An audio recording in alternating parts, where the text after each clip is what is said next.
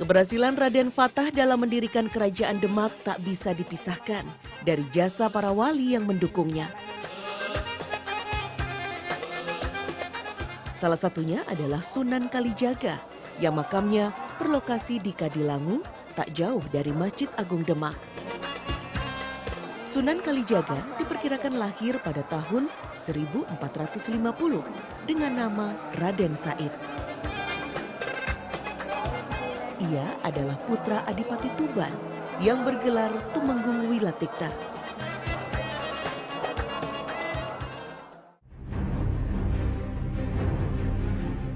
Konon semasa mudanya, Raden Said pernah menjadi perampok yang membagi-bagikan hasil rampasannya kepada orang miskin.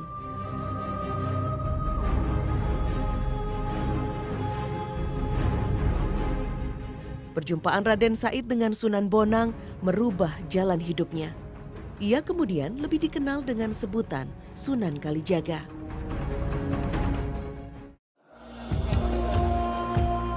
Dalam berdakwah, Sunan Kalijaga sangat toleran kepada budaya lokal.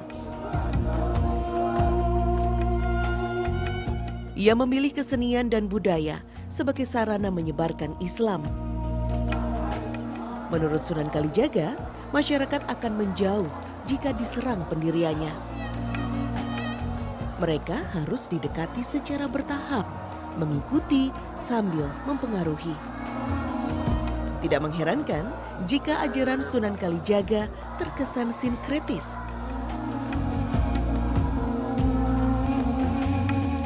Ia menggunakan seni ukir, wayang, gamelan, serta seni suara yang disebut suluk sebagai sarana dakwah.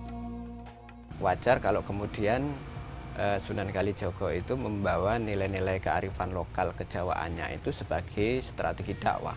Dan secara umum Sunan Kalijaga kan sebagai bagian dari Wali Songo, sehingga dalam konteks mentransmisikan Islam ya sesungguhnya menggunakan strategi-strategi yang disampaikan oleh para wali yang lain.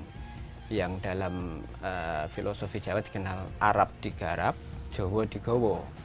Jadi Islam yang datangnya itu adalah dari Arab atau dalam bahasa Arab, tetapi nilai-nilai keislaman yang awalnya itu menggunakan bahasa Arab bagaimana disampaikan dengan pendekatan budaya Jawa.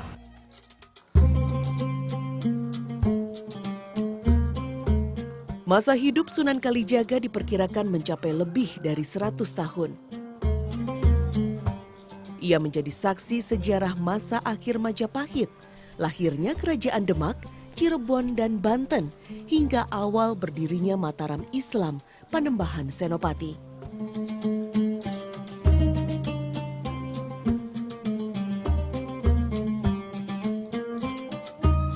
Ya Pak, mengapa Sunan Kalijaga membangun sebuah masjid padahal pada masa itu Masjid Demak sudah dibangun?